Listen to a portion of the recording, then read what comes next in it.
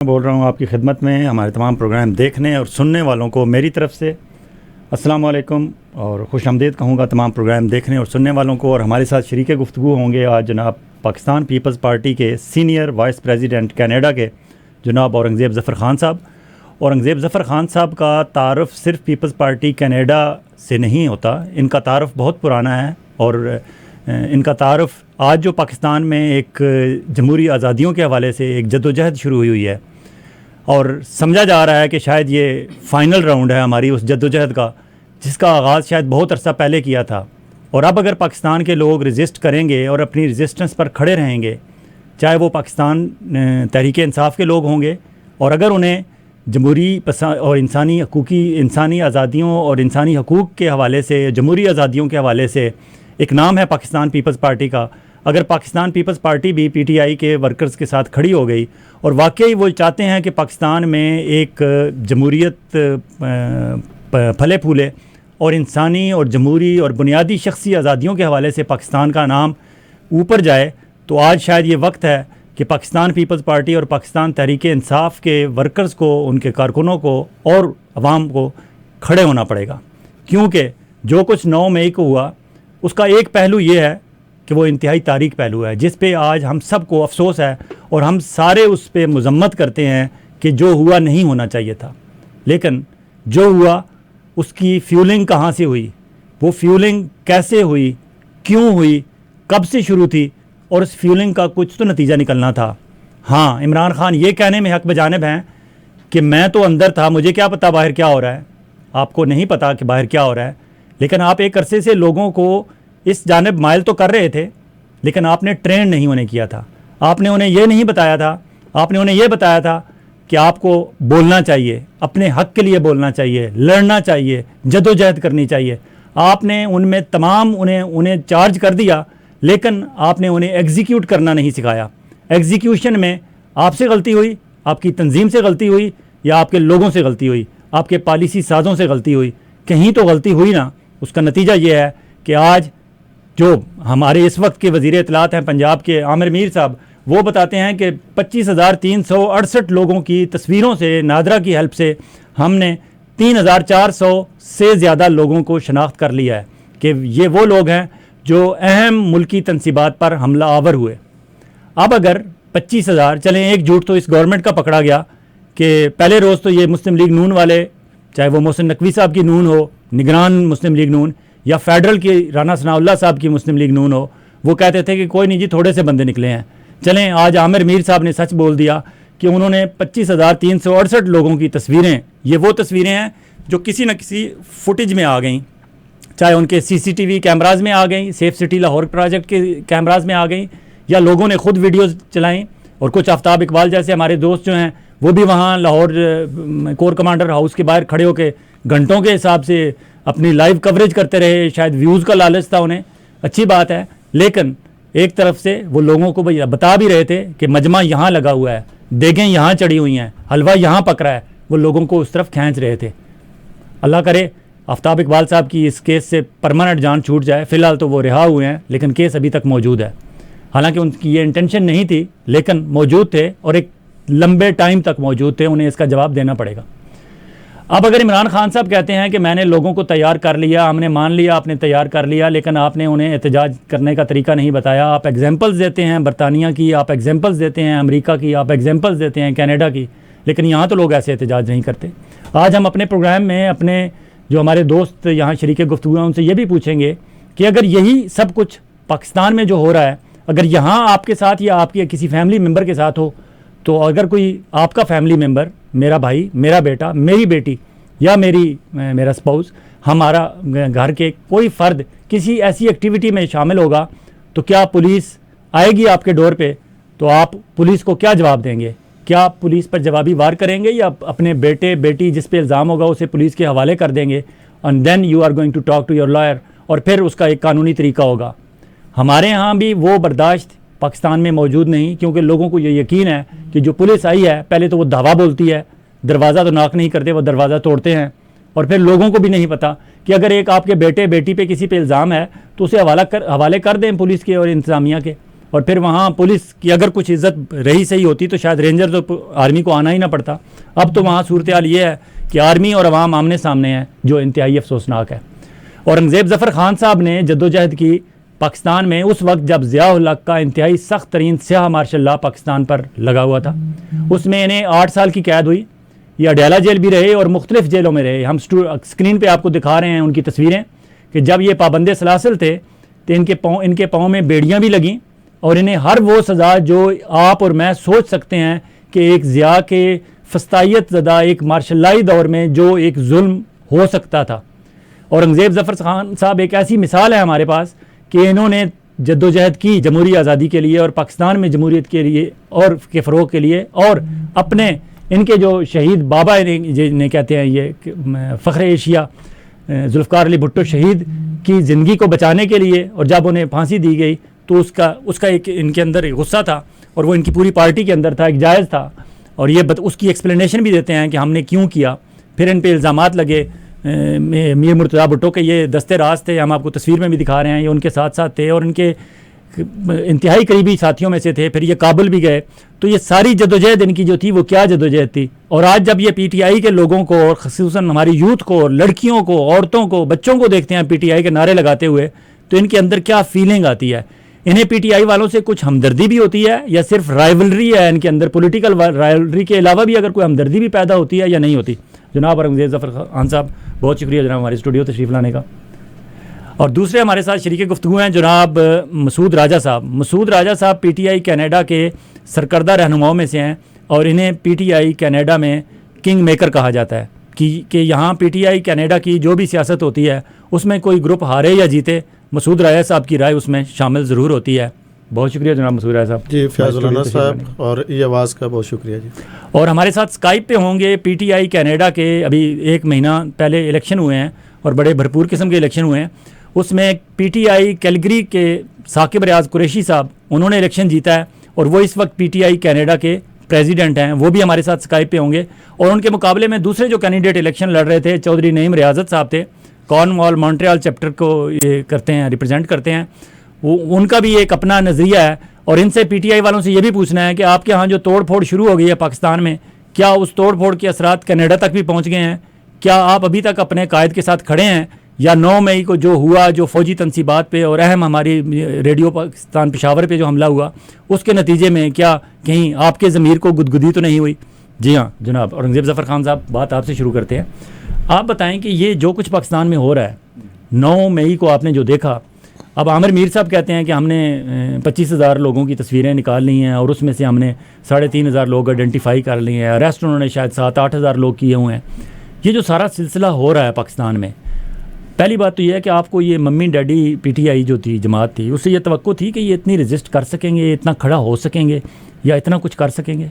नहीं, मेरा तो अंदाज़ा नहीं था। मतलब जमहूरी तरीके से एक था कि भी लोग निकलेंगे और प्रोटेस्ट करेंगे, लेकिन जिस तरीके से वायलेंस हुआ है, मतलब वो तवक्को नहीं थी हमें कि भी इस तरीके से अमलाक पे हमले और ये सारा कुछ हो जाएगा वहाँ पे। तो ये टोटली बिल्कुल वो कुछ हुआ कि जो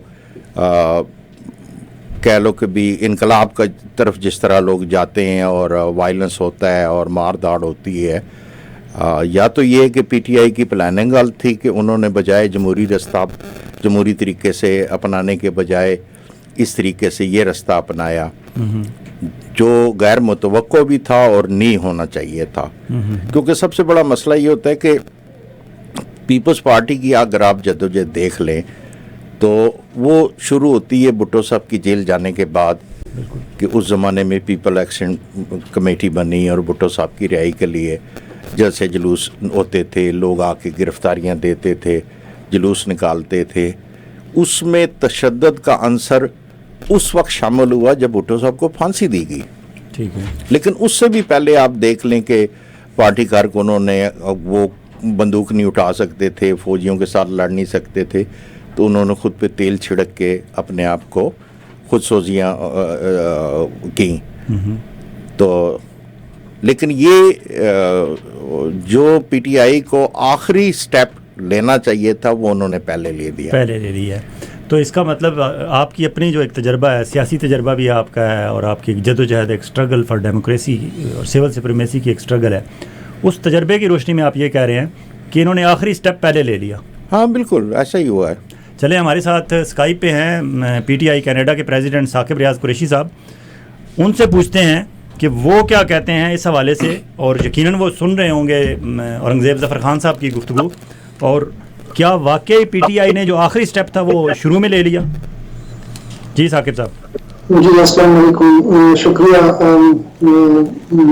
मौलाना साहब आपकी इन्विटेशन का। मैंने अभी रिसेंटली ऑफिस से कोर्स किया, ज़रा थोड़ा सा मैंने भी मिस किया हो। इनिशियली मैंने लेट ज्वाइन किया है, लेकिन जैसे कि भाई बात कर रहे हैं अपना सुप्रीमेसी के हवाले से या PTI पे तनकीद कर रहे हैं व्हाटएवर कि उनका फर्स्ट स्टेप या लास्ट स्टेप, हम तो पाकिस्तान तहरीक इंसाफ का ऑब्जेक्टिव और vision he justice, humanity and self esteem है। हम आईन और कानून की पासदारी चाहते हैं और इसी को सराहते हैं कि इसी की कानूनियत हो। गैर कानूनियत और ला कानूनियत या इसके अगेंस्ट हमारा डे फर्स्ट से हमारी स्ट्रगल है, एफर्ट्स है, चाहे वो मम्मी डैडी का कहें या जो पार्टी कहें। आपने देखा है कि हम हमेशा इंसाफ के साथ खड़े होते हैं, जस्टिस के साथ खड़े होते हैं, आवाज उठाते हैं जमहूरियत की, और आवाज नहीं उठाते बल्कि सारी स्ट्रगल ही हमारी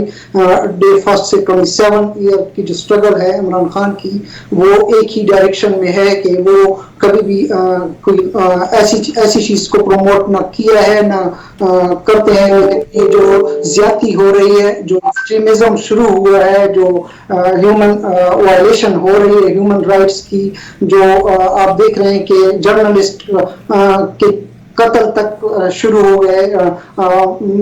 आई थिंक ये एक आखिरी हद तक ले चुके हैं ताकि हमें और मौका ना दिया जाए। लोगों में वो खौफ व हिरास पैदा किया जा रहा है, लोगों पे तशद्दुद किया जा रहा है, ख़वातीन की बेहरमती हो रही है।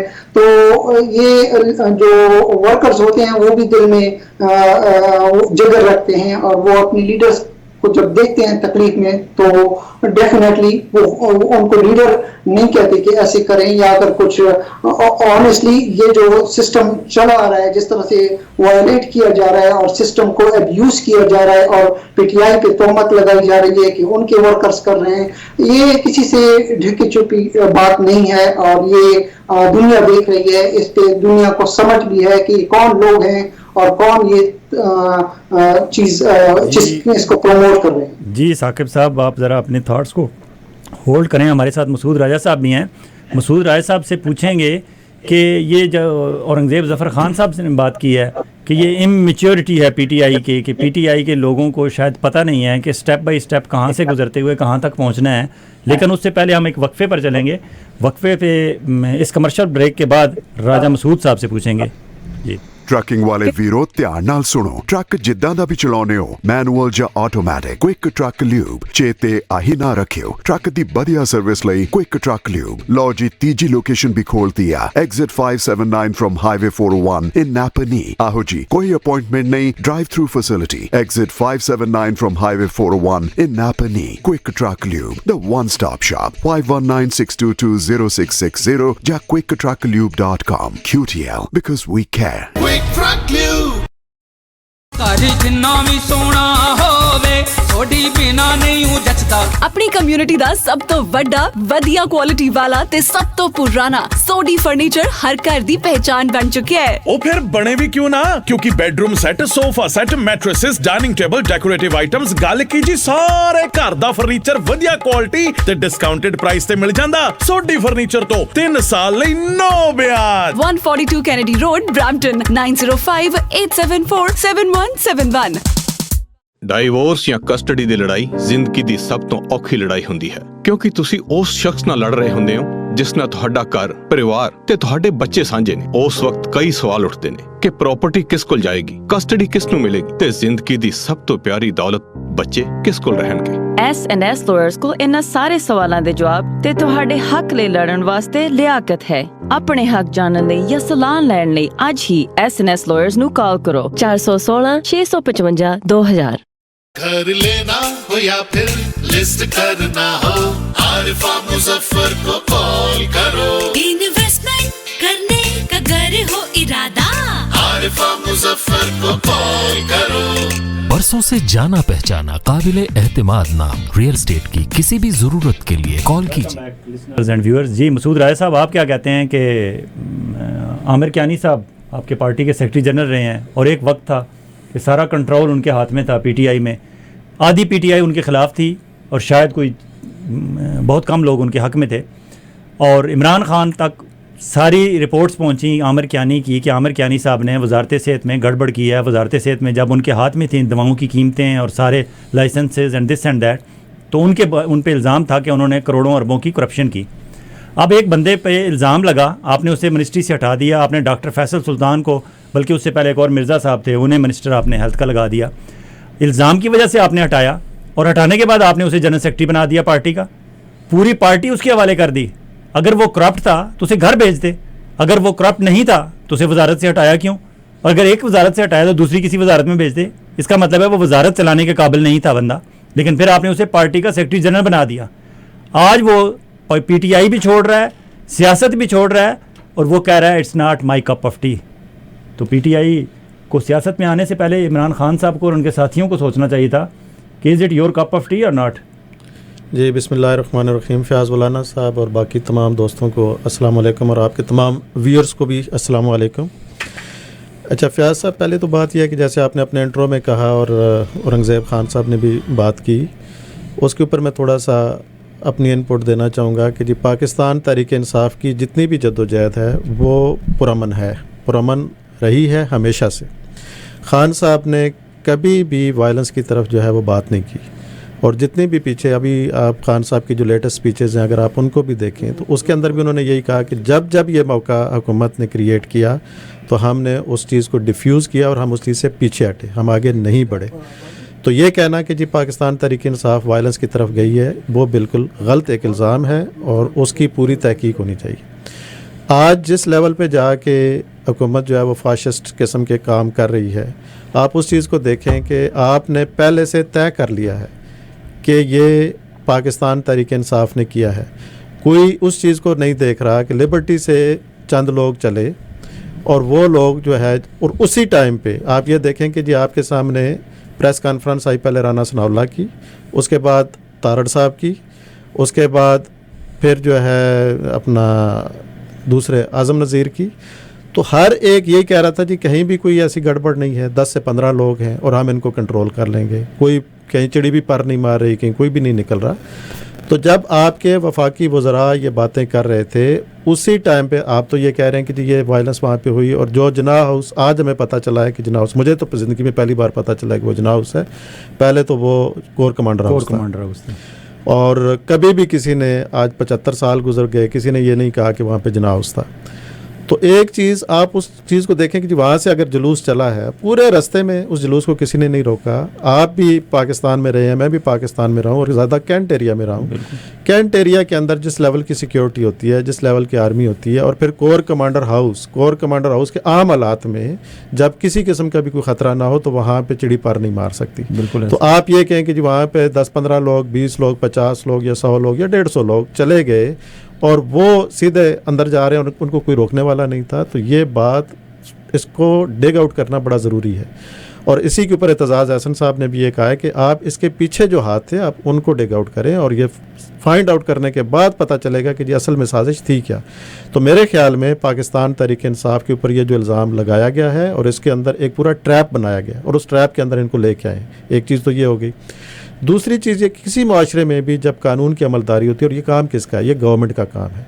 जब गवर्नमेंट खुद आइन को तोड़ रही हो, गवर्नमेंट खुद कानून को तोड़ रही हो, तो वो क्या मॉरली ये कह सकती है आम आवाम से कि आप कानून की अमलदारी करें?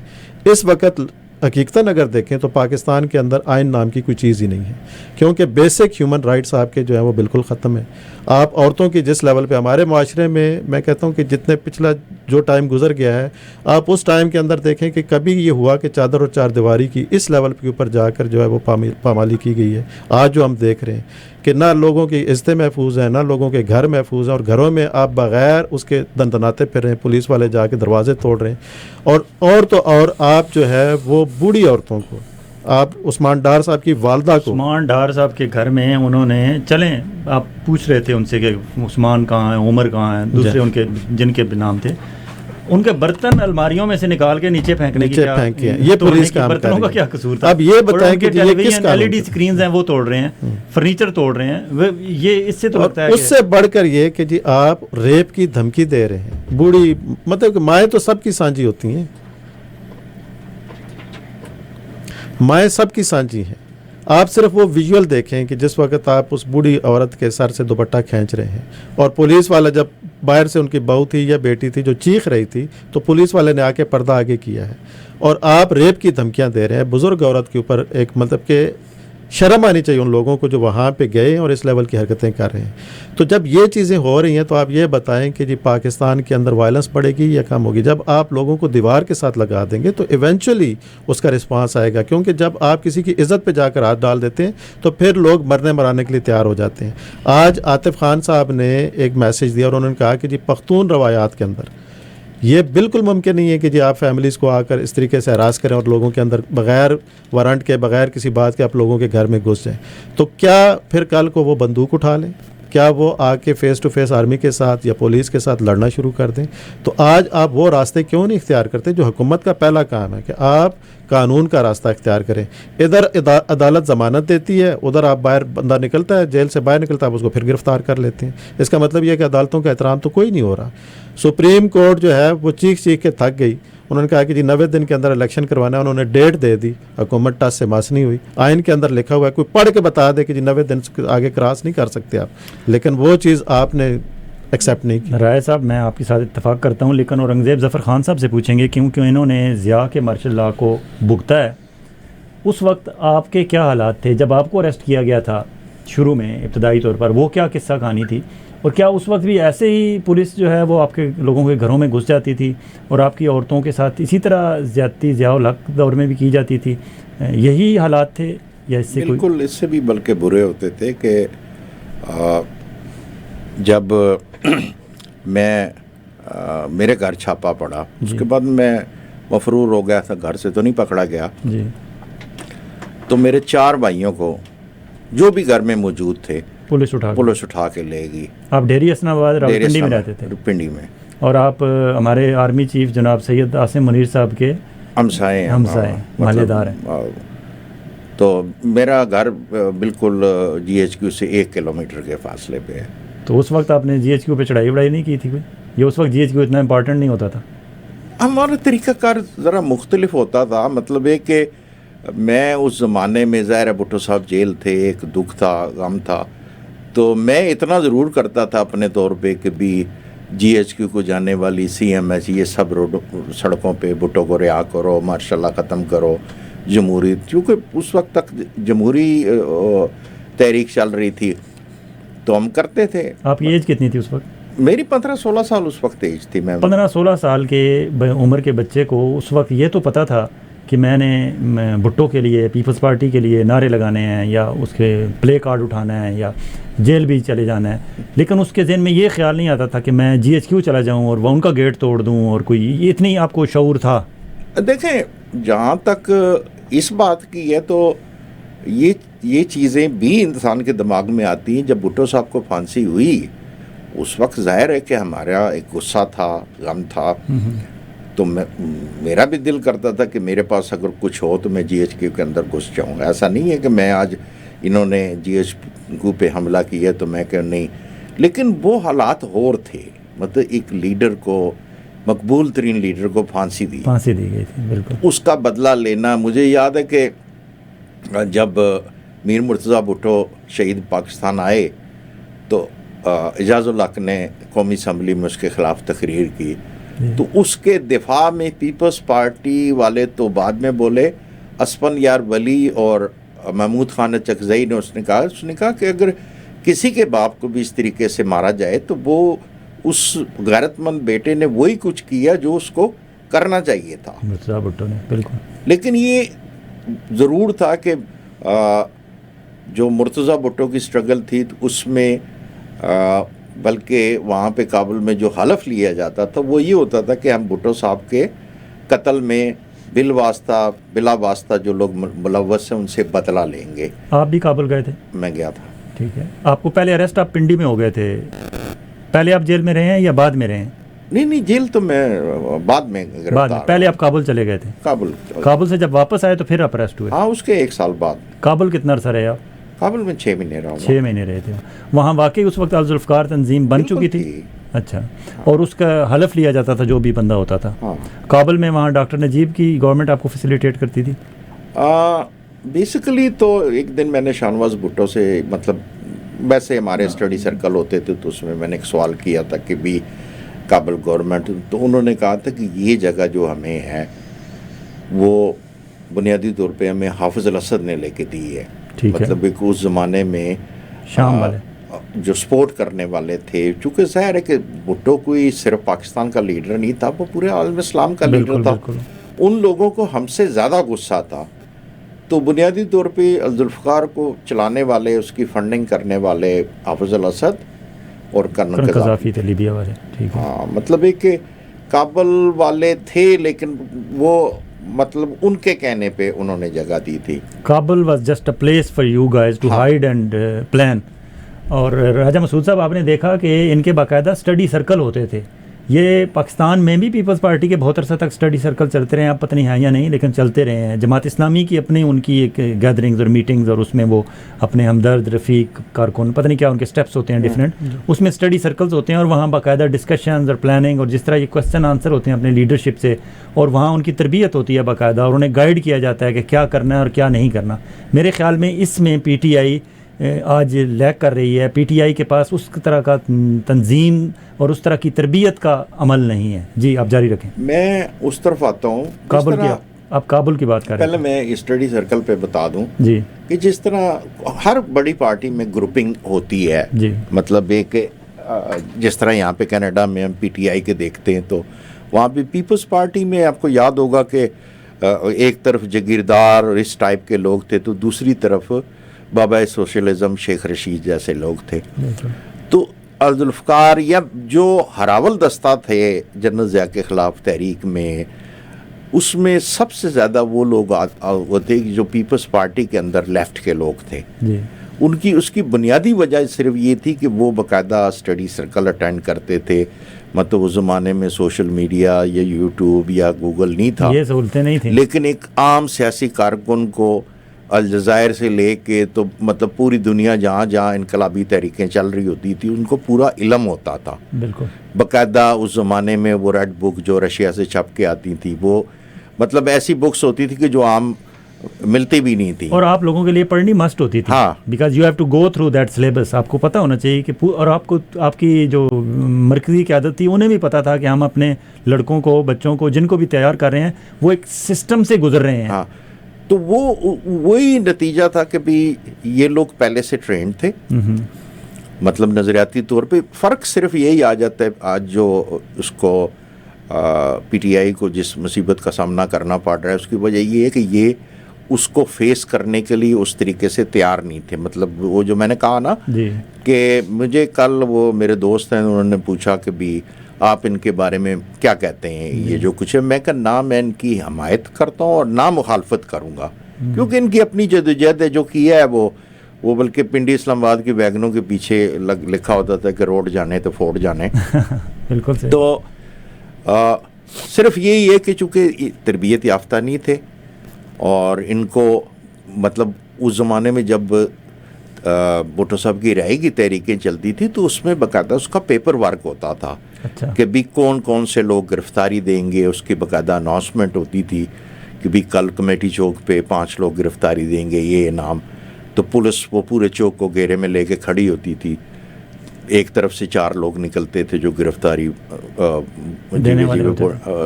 करते थे। इसी तरीके से खुदसोजियाँ करने वाले भी अनाउंस करते थे, तो पुलिस वाले कंबल लेके खड़े होते थे कि जैसी कोई बंदा अपने आप पे तेल छिड़क के आग लगाता था तो वो तो वो नज़रियाती तौर पे उनको बाकायदा तैयार किया गया था। और मैं जब गिरफ्तार होकर शाही किले गया तो वहाँ पे उनको पता था। तो मुझे सबसे ज़्यादा सवाल जवाब भी बाबा सोशलिज्म, चूँकि मैं उनके साथ रहने का इत्तेफाक भी हुआ था, तो वो कहते थे कि भी जुल्फ़िकार के साथ उनकी क्या इन्वॉल्वमेंट है। तो वही लोग थे कि जो नज़रियाती तौर पे बड़े पुख्ता थे और मतलब उनको हर किस्म के हालात, जब काबुल लोग जाते थे तो मेरे उस्ताद काजी सुल्तान महमूद, सरदार सलीम साहब, ये हमें पहले कहते थे कि जब आप बॉर्डर क्रॉस करेंगे तो वहाँ पे ज़ाहिर अफ़गान रशिया वार जारी हो रही लगी हुई थी, तो उस ज़माने में बॉर्डर क्रॉस करते हुए जगह जगह माइंस वगैरह दबी होती थी कि रास्ते में भी कोई ब्लास्ट होके आप मर सकते हैं। बिल्कुल। तो मतलब वो लोग जो स्ट्रगल कर रहे थे वो ज़हनी तौर पे तैयार थे, जान हथेली पे रखी हुई थी, जान हथेली पे रखी हुई थी। उसकी वजह ये थी कि बंदा जब लीडर कुर्बानी दे जाए ना तो फिर कारकुन पीछे नहीं हटते। तो जी हाँ, हमारे साथ इस वक्त शरीके गुफ्तगू स्काइप पे हैं जनाब नईम रियाजत साहब। नईम रियाजत साहब और साकिब कुरैशी साहब सुन रहे हैं मुझे? जी नईम रियाजत साहब, आपने बात सुनी औरंगजेब जफर खान साहब की। ये पाकिस्तान पीपल्स पार्टी के उस दौर के जदोजहद के साथी हैं कि जब वाकई पाकिस्तान में मार्शल लॉ अमली तौर पर लगा हुआ था। अभी तो आप सिर्फ इल्ज़ाम लगाते हैं ना कि पाकिस्तान में मार्शल लॉ लगा हुआ है। उस वक्त जब ये जदोजहद कर रहे थे तो ज़ियाउल हक साहब इस्लामाबाद में मौजूद थे, रावलपिंडी में आर्मी हाउस होता था उनका, और वो पूरी अपनी फस्तायत के साथ शामिल थे। लेकिन आपने देखा कि इनका बाकायदा स्टडी सर्कल होता था, ट्रेनिंग होती थी, तरतीब होती थी, रोज़ाना तय होता था किसने गिरफ्तारी देनी है, किसने खुदसोजी करनी है, कितने स्टेप आगे जाना है, कितने स्टेप पीछे आना है। आप कहीं आपकी पीटीआई यहाँ मार तो नहीं खा गई इस मामले में? जी नईम रियाजत साहब। जी नहीं, ऐसी बात नहीं। हालात तो सामने है, सबके सामने है कि जो कुछ हो रहा है यार, मसले अभी कि हमारी सिस्टर बैंक तंजीर जमीन आ गए हैं, तो ये मार्शल लॉ ही हम तो समझते हैं, इसको मार्शल लॉ करते हैं। तो हमारी मसलन क़यादत जितनी हमारी मेन क़यादत है सारी जेल के अंदर है।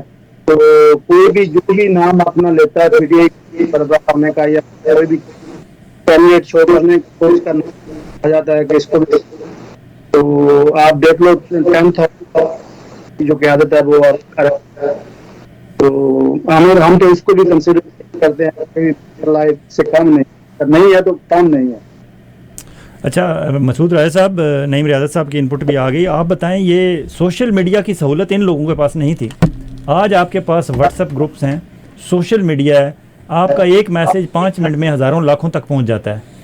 आपकी तो ज़्यादा बेहतर तरबियत होनी चाहिए थी, आपको तो ज़्यादा बेहतर। और आजकल के दौर में ये बात कर रहे हैं 70s एंड 80s की, उस वक्त में अगर ये इतने वेल ऑर्गेनाइज थे, it means they were sincere to their cause. आपके लोग जो हैं वो एक फ़ैन क्लब है इमरान खान का। इमरान खान क्योंकि एक सेलिब्रिटी थे, एक क्रिकेटर थे, उसकी वजह से क्रिज्मेटिक शख्सियत थे, वो आ गए पॉलिटिक्स में और आप लोग सारे उनके साथ चल पड़े। या मे बी आप उससे पहले पीपल्स पार्टी और मुस्लिम लीग नून की हुकूमतों से तंग आए हुए लोग थे और आप इकट्ठे हो गए, लेकिन आप सिर्फ इकट्ठे हुए, हजूम बने, अब पार्टी नहीं बन सके आज तक। देखें अपना फ़याज़ मौलाना साहब, ये तो टर्मिनोलॉजीज़ हैं जो इस्तेमाल की जाती हैं अंडरमाइन करने के लिए एक पॉलिटिकल स्ट्रगल को। अगर आप इसको देखें तो ये एक पूरा प्रोसेस है और पाकिस्तान तहरीक इंसाफ आज जहाँ पे खड़ी है, जहाँ पे आप इसको 96 से जब से पार्टी बनी है उस वक्त से आप इसको लेकर चलें तो आपको क्या नज़र आता है? इसको टांगा पार्टी भी कहते थे, पहले कहते थे जी ये सिर्फ वन मैन शो है, सिर्फ इमरान खान है। लेकिन वही पार्टी फिर 2011 में जाके एक वाइबल पार्टी बनी, बड़ी पार्टी बनी और आज चारों सूबों में एक वाहिद नेशनल पार्टी है। बाकी सारी पार्टियां जो हैं वो इस वक्त एक सूबे की पार्टी की हद तक रह गई हैं, लेकिन यह है कि पाकिस्तान तहरीक इंसाफ जिसकी रिप्रेजेंटेशन आपको चारों सूबों में मिलती है। तो इसका ये मतलब नहीं है कि जिसके अंदर तरबियत का अंसर नहीं था या इसमें कोई स्ट्रैटेजी नहीं थी, इसके अंदर कोई प्लान नहीं था।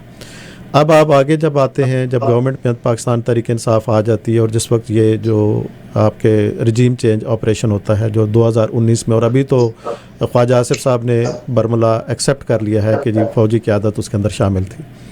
तो आप इस सारी चीज़ को देखें तो आज जिस लेवल के ऊपर एक्सपोज किया है पूरे निज़ाम को, इस वक्त निज़ाम क्या है, आपकी PDM क्या है, जितनी पार्टियां जो कल एक दूसरे को ज़िया की बाकियात और पता नहीं क्या एक दूसरे के ऊपर इल्ज़ाम लगाते थे और क्या जो जिस तरबियत से गुजरे हुए हैं, आज वो सारी की सारी तरबियत अगर जमहूरी थी तो वो जमहूरियत किस जगह पे है? अच्छा, ये जहाँ तक ज़िया की बाकियात और ज़िया की मुखालिफिन की बात है ना, आप तो माशाल्लाह आपका तो बड़ा खूबसूरत गुलदस्ता है। आपके पास तो ज़िया की बाकियात भी हैं, हत्ता कि एजाजुल हक साहब ने भी वो PTI का पट्टा पहन लिया है। अब तो उनके सब बाकियात क्या, उनके सब ज़्यादा आपके पास हैं। हमारे पास तो हारून अख्तर, हुमायूं अख्तर, अख्तर अब्दुर्रहमान के सब ज़्यादा वो आपके पास हैं। आपके पास फवाद चौधरी हैं, आपके पास डॉक्टर बाबर अवान हैं, आपके पास किस पार्टी से बंदा नहीं आया? आपके पास तो हर पार्टी के बंदे हैं। हर पार्टी से बंदे हैं, क्योंकि वो उसी पाकिस्तान में रहते थे ना। हाँ, ऐसे कहें। तो असल में बात क्या है कि जी आप ये कहते हैं कि जो लोग भी पॉलिटिक्स के अंदर थे, पहली तो बात यह कि पहले लोग पॉलिटिक्स में आते कितने थे? पॉलिटिक्स में जो लोग आते थे वो तो कारोबार के लिए आते थे।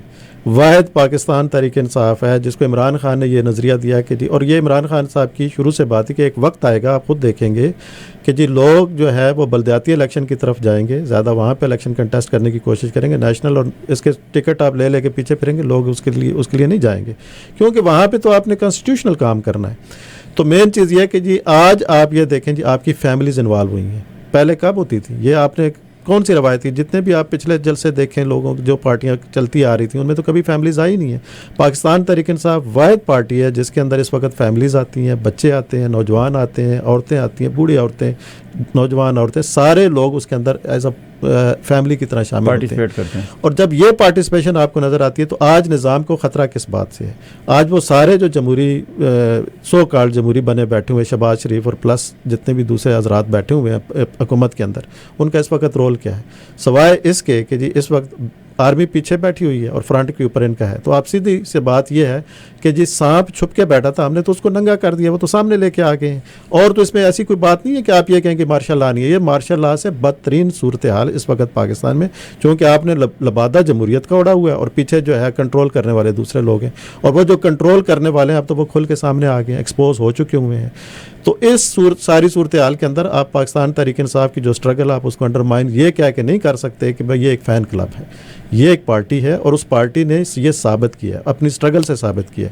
और दूसरी चीज़ ये है कि जी जितने भी कंटिन्यूटी के साथ पिछले 1 साल से कंटिन्यूस एक स्ट्रगल जारी है। ख्वाहिश क्या थी उसके अंदर? ख्वाहिश यही थी ना कि जी चंद महीने चलेगी, चंद हफ्ते चलेगी और उसके बाद ये जो तहरीक है वो डेड हो जाएगी। लेकिन उसका हर जगह पे आप हर टेस्ट से गुजरे हैं। पहला टेस्ट आपका क्या हुआ था कि भाई लोग नहीं निकलेंगे। जब जगह जगह जलसे कामयाब हुए तो आपको नज़र आ गया कि जी जलसे कामयाब। फिर उसके बाद आपने उसके अंदर पंजाब गवर्नमेंट के अंदर आपने सन लगाई और उसके अंदर जो है जब री इलेक्शन हुआ तो उसके अंदर ये था कि नहीं जी ये तो हार जाएंगे, इनको तो कोई सीट नहीं मिलेगी। आपने 20 में से 16 सीटें जो भी 2 कम से कम आपने धांधली से उड़ा ली, लेकिन चले 18 की बजाय 16 कर लें। फिर आप जीत गए, फिर दोबारा आपने गवर्नमेंट बनाई, आपने हमजा शहबाज को मुसल्लत करने की कोशिश की, लेकिन उसी स्ट्रगल के अंदर आवाम ने आपको ये साबित करके दिखाया और ये मैसेज पहुंचा। तो ये मैसेज आज तो ये सोशल मीडिया की वजह से घर घर आपका जनरल मीडिया तो इस वक्त पूरे का पूरा पाकिस्तान का जो मीडिया है वो PTV बना हुआ है। इस वक्त तो किसी की आवाज़ नहीं निकल रही। और जितने लोग जो पहले एंटी इस्टेब्लिशमेंट जो आपके साफ़ी हजरात भी थे जो बड़ा अपने ऊपर जो ये तुरा लगा के बैठे होते थे कि हम एंटी इस्टेब्लिशमेंट हैं, आज वो कहाँ पे हैं? आज तो वो आवाज़ें नहीं निकल रही। तो ये जो वक्त है ये मुश्किल वक्त ज़रूर है, लेकिन मेरा ख्याल है कि पाकिस्तान बदल चुका है और ये जो जिन बोतल से अब बाहर आ चुका है और इसका क्रेडिट इमरान खान को जाएगा। ये कुछ भी कर लें, इमरान खान साहब को अल्लाह लंबी ज़िंदगी दे और हमारी दुआ है कि जी अल्लाह उनको कामयाब करे और इंशाअल्लाह वो एक दफ़ा फिर वज़ीर-ए-आज़म बन के आएंगे। लेकिन अगर खुदा न खास्ता इमरान खान के साथ ये जिस तरह के मनसूबे बना के बैठे उन्होंने कोई ज़्यादती कर भी दी, लेकिन आप ये लिख लें कि पाकिस्तान अब बदल के रहेगा इंशाअल्लाह। जी हाँ नाजरीन, हमारे व्यूअर्स एंड लिसनर्स, आप ये सुन रहे हैं मसूद राया साहब कह रहे हैं कि ये आखिरी फिनिशिंग लाइन जिस तरह इनके कायद इमरान खान ने कहा 2 दिन पहले, इन्होंने अपने पार्टी के टिकट होल्डर्स थे और दूसरे इनके पार्टी की जो बची खुची की आदत जो बाहर थी, जो अंदर नहीं है इस वक्त पाबंद सलासल नहीं है, उनसे खिताब करते हुए इमरान खान ने कहा था कि we are almost there, finishing line के पास पहुँच चुके हैं, अभी आपने खड़े रहना है। इमरान खान की ये बात शायद उनके वर्कर्स ने तो सुन ली होगी और वो शायद खड़े भी रहे हैं, लेकिन उनके उन लीडर्स ने नहीं सुनी जिनमें आमिर कियानी हैं, जिनमें अली ज़ैदी हैं, जिनमें और इस तरह के नाम एक लंबी लिस्ट सामने आ रही है। फवाद चौधरी साहब भी कमज़ोर मौक़िफ़ के साथ बाहर आए हैं और रिहा होने में कामयाब हुए हैं। इसी तरह के महमूद अहमद जो MNA हैं कराची से, इनके PTI के, पता चला है कि उनका शिपिंग का कारोबार है और वो शायद कराची में उन्हें शिपिंग के बिज़नेस में काफ़ी लॉस हो रहा था, हुकूमत उन्हें तंग कर रही थी, तो उन्होंने कहा कि सियासत जाती रहे, मैं अपना बिज़नेस बचा लूँ। और वो बिज़नेस पार्टनर भी हैं मुबैना तौर पर अली जैदी के। तो शायद अली जैदी को अब जैकबाबाद जेल ट्रांसफ़र कर दिया गया है, हॉस्पिटल से उनका चेकअप हो गया है और जेल भेजते हुए, जैकबाबाद भेजते हुए, ये शायद अली जैदी की दरख्वास्त थी या सिंध गवर्नमेंट की थी कि इसे 1 महीने जैकबाबाद रखना है, तो वो तो 1 महीने की छुट्टी पे चले गए हैं। और जाते हुए उन्होंने स्टेटमेंट, जिस तरह के वो हमेशा जज्बाती बयानात देते हैं, उन्होंने कहा कि मैं पीपल्स पार्टी को, मुझे अगर पीपल्स पार्टी से PTI से निकालना है आपने, तो जब तक इमरान खान है उस वक्त तक मैं PTI से नहीं निकल सकता। इसके बावजूद अगर आप बज़िद हैं तो आप मेरे माथे पे गोली का निशाना बनाएं और मुझे मार दें, मैं PTI नहीं छोड़ूंगा। ये जज्बाती बयान है, लेकिन इस वक्त आपकी पार्टी को जैकबाबाद जाके 1 महीना LPR, वो जो लीव बिफोर रिटायरमेंट होती है, वो लेने की ज़रूरत नहीं थी। आपको खड़े रहना था जिस तरह इमरान खान खड़ा है। अभी लाहौर की सिचुएशन ये है कि लाहौर में इमरान खान वहाँ पहुँच गए, उनके पास ज़मानत है, लेकिन इसके बावजूद पंजाब गवर्नमेंट ने प्लान किया था, जिस तरह सुनने में आ रहा है, उन्होंने चारों तरफ से बंद कर दिया ज़मान पार्क को। ज़मान पार्क के तरफ जाने वाले कनाल रोड समेत जितने साइड पे रोड्स हैं सब बंद कर दिए गए हैं। और अब हत्ता कि वहाँ कोई बंदा ना बाहर से अंदर जा सकता है, ना अंदर से बाहर आ सकता है। और शायद वहाँ करबला की सी सूरत पैदा करने लगे हैं, क्योंकि वहाँ फूड आइटम्स नहीं जाएंगे, पानी नहीं जाएगा, तो आखिर एक वक्त आएगा कि बिल्कुल वो हैंड्स अप कर जाएंगे। लेकिन इमरान खान को कल रात भी अकील करीम डेडी, जो एक पाकिस्तान के बहुत बड़े स्टॉक के ब्रोकर हैं, बिजनेसमैन हैं और उनके आर्मी के साथ बहुत अच्छे ताल्लुकात हैं, और वो इससे छुपाते भी नहीं है इस बात को, वो फ़ख्र करते हैं कि मेरे आर्मी के साथ ताल्लुकात हैं। वो कल इमरान खान से मिल के आए हैं और सुनने में आया कि उन्होंने आखिरी ऑफ़र इमरान खान को ये किया है कि आप इस मुल्क से चले जाएँ कुछ वक्त के लिए, तैयार है आपको लेके जाने के लिए, आप चले जाएं, बाकी यहाँ मामलात हम संभाल लेंगे। और इमरान खान को आरिफ अलवी ने भी कहा है कि थोड़ा सा नरम रवैया आप इख्तियार करें, तो मैं जो मुज़ाकरात का डोल मैंने डाला हुआ है उसमें से ज़रूर कुछ ना कुछ निकलेगा, कुछ मैं इलेक्शन की तारीख आगे पीछे करके ले लूँगा। लेकिन इमरान खान ने उन्हें भी जवाब दे दिया है। ये इमरान खान जो फिनिशिंग लाइन कहता है कि मैं पहुँच चुका हूँ, इमरान खान का ये आखिरी स्टैंड उसने लिया है, इसमें उसने इतना अंडर प्रेशर कर लिया है फेडरल गवर्नमेंट को और प्रोविंशियल गवर्नमेंट को कि इस वक्त रिपोर्टर्स, जो अभी 2 घंटे पहले मैं वीडियोस देख रहा था, रिपोर्टर्स अंदर चले गए हैं। जिस तरह आमिर मीर साहब ने कहा कि मीडिया को दिखाएं कि अंदर क्या है, तो रिपोर्टर्स कैमरा लेके अंदर चले गए हैं। वो वहाँ दिखाते हैं इमरान खान है, उनकी मिसेज़ हैं, उनकी फैमिली बहनें हैं उनकी, और उनके बहनोई हैं। इसके अलावा कोई 15, 20, 30 से ज़्यादा बंदे इस वक्त ज़मान पार्क में नहीं हैं। चारों तरफ से पंजाब पुलिस ने घेरा हुआ है, लेकिन पंजाब पुलिस की इतनी हिम्मत और जुर्रत नहीं हो रही कि वो अंदर जाके इमरान खान को हाथ लगाएं, क्योंकि वो एक दफ़ा इमरान खान को अरेस्ट करके उसका देख चुके हैं कि नतीजा क्या हुआ है। नतीजा इंतहाई अफसोसनाक है, लेकिन उन्हें अवाम के गैज़ो गज़ब का भी उन्हें अंदाज़ा हो गया है क्या है। जी हाँ, साकिब कुरैशी साहब आप हमारे साथ हैं। साकिब कुरैशी साहब, आपको मेरी आवाज़ आ रही है? जी आ रही है आपकी आवाज़। आप PTI कनाडा तो अभी तक जुड़ी हुई है ना, कि आपके बंदे तो नहीं टूट रहे? सॉरी, आपकी आवाज़ ब्रेक हो रही है, रिपीट करेंगे सवाल? जी, साकिब कुरैशी साहब को आवाज़ सही नहीं जा रही। औरंगज़ेब ज़फ़र खान साहब, आप जिस तरह आपने कहा ना कि मैं इनकी मुखालफत भी नहीं करूँगा और हमायत भी नहीं करूँगा, तो वो नीम रजामंदी भी जो है वो भी काइंड ऑफ रजामंदी होती है। लेकिन अगर आप अपनी जद्दोजहद में सिंसियर थे, आप लोग या आपकी पार्टी पाकिस्तान पीपल्स पार्टी, मैं मुस्लिम लीग नून को यहाँ लेके ही नहीं आ रहा डिस्कशन में, क्यों कि मुझे पता है कि अगर मियाँ नवाज शरीफ साहब ने गुजरांवाला के जलसे में एक स्पीच में 11 दफ़ा उस वक्त के आर्मी चीफ कमर जावेद बाजवा और उस वक्त के DGISI जनरल फैज़ हमीद के ख़िलाफ़ एक स्पीच में 11 दफ़ा नाम लेकर उनकी तौहीन की, उन पर तनकीद की और उन पर आवाज़ें कसे या उन्हें हदफ तनकीद बनाया, लेकिन बाद अज़ां वो फिर उन्होंने अपने भाई को इजाज़त भी दे दी हुकूमत में शामिल होने की, और आज उनके भाई दो जानू होकर बैठे हुए हैं आर्मी चीफ के सामने। वो उनकी जमहूरी जद्दोजहद और सिविल सुप्रीमेसी और सिविल बालादस्ती की जद्दोजहद इतनी थी हुकूमत लेने तक, भाई को हुकूमत मिल गई, थोड़े से ढीले पड़ गए, कल तक बेटी को मिल जाएगी, बिल्कुल आमीन कह देंगे और बिल्कुल उनके साथ कंधे से कंधा जोड़ के खड़े हो जाएंगे। लेकिन पाकिस्तान पीपल्स पार्टी हो गई, अवामी नेशनल पार्टी यसफंदियार वली हो गए, पख्तूनख्वा मिली अवामी पार्टी के महमूद चकजई हो गए, ये वो लोग हैं जिनसे पाकिस्तान में लोगों को जो वाकई इंसानी हकूक़ और बुनियादी शख्सी आज़ादी की बात करते थे, उन्हें कुछ तवक्कुआत थी कि अगर पाकिस्तान में जब भी जमहूरी आज़ादियों की बात होगी, इंसानी हकूक़ की बात होगी, तो पाकिस्तान पीपल्स पार्टी खड़ी होगी। आप लोगों को क्या अपनी क़यादत से यही तवक्को थी कि बिलावल भुट्टो इसी तरह तकरीरें खड़े होकर करते इमरान खान और इमरान खान की जद्दोजहद के ख़िलाफ़, या वाकई थोड़ा सा अपने आप को डिस्टेंस पे शो करते शहबाज शरीफ से? क्योंकि शहबाज शरीफ और राना सनाउल्लाह जो कर रहे हैं, ऐसा तो आपने ज़ियाउल हक़ के ख़िलाफ़ किया, ज़ियाउल हक के दौर में भी आपकी घर माओं को, बहनों को इस तरह अरेस्ट नहीं किया गया होगा जिस तरह अब किया जा रहा है। जिस तरह आप देखें मलका बुखारी और शीरी मज़ारी को अरेस्ट करके लेके गई पुलिस, हाई कोर्ट से उनकी रिहाई हुई, जेल से निकली हैं तो आगे फिर पुलिस खड़ी थी, फिर अरेस्ट कर लिया गया। पहले फेडरल गवर्नमेंट ने अरेस्ट किया हुआ था, फिर पंजाब पुलिस आ गई, उन्होंने कहा जी ये इधर आए, वो पकड़ के ले गए। इसी तरह इमरान रियाज खान को अरेस्ट किया गया, हाई कोर्ट ने रिहा किया। हाई कोर्ट में अभी वो जेल से बाहर नहीं निकले, जेल के अहाते के अंदर गाड़ी गई, नामालूम लोगों की गाड़ी, नामालूम अफराद की, अंदर से इमरान रियाज को 4-5 बंदे थे जिनके चेहरे ढांपे हुए थे, उन्होंने चेहरे पे नकाब पहने हुए थे, उन्होंने इमरान रियाज खान को जेल के अहाते के अंदर से गाड़ी में डाल के वो ले गए और आज तक 5वां दिन है, कुछ पता नहीं कि इमरान रियाज कहाँ है। ये सारा कुछ हो रहा है और पाकिस्तान पीपल्स पार्टी इसलिए खामोशी से बैठी रहे कि जी ये इमरान खान के खिलाफ हो रहा है। और भाई इमरान खान के खिलाफ हो रहा होगा, इमरान खान आपका सियासी दुश्मन होगा, लेकिन जो जिन बच्चियों को उठाया जा रहा है वो बच्चियाँ और वो बच्चे तो मेरे और आपके हैं, वो तो पाकिस्तानी हैं। जब मौलाना फजल रहमान साहब कहते हैं कि उनकी जेब में पाकिस्तान का शनाख्ती कार्ड है, मौलाना साहब को अपना शनाख्ती कार्ड तो याद है, उन लोगों का शनाख्ती कार्ड याद नहीं जो जेलों में इस वक्त पहुँच चुके हैं। आप क्या कहते हैं बतौर सियासी वर्कर के? देखें, पीपल्स पार्टी का जहाँ तक इस जो भी अभी तहरीक चल रही है उसकी हमायत की बात है, तो बात ये है कि हम थोड़ा सा पीछे हिस्ट्री में जाते हैं पहले कि जब मार्शल लगा, भुट्टो साहब को फांसी की सज़ा होगी, उसके कुछ अरसे बाद आपने देखा कि MRD का क़याम आया जी।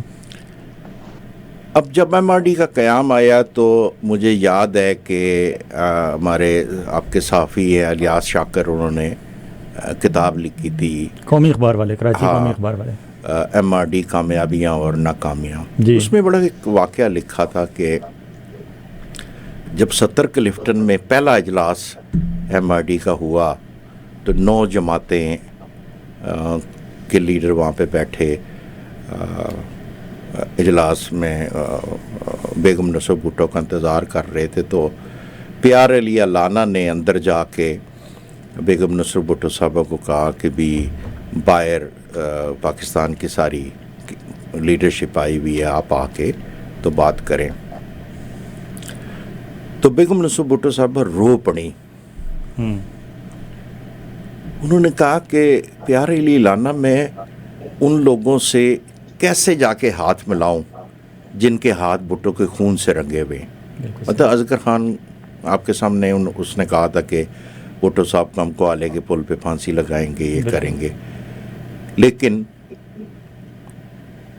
प्यार अली लाना ने उनको कहा कि देखें आप, हम इस मुल्क में जमहूरियत की बहाली की लड़ाई लड़ रहे और पाकिस्तान पीपल्स पार्टी सबसे बड़ी पार्टी है और आप उसकी लीडर हैं, तो इन लोगों को हमें साथ लेके चलना है जिसके लिए आपको कुर्बानियाँ देनी पड़ेंगी।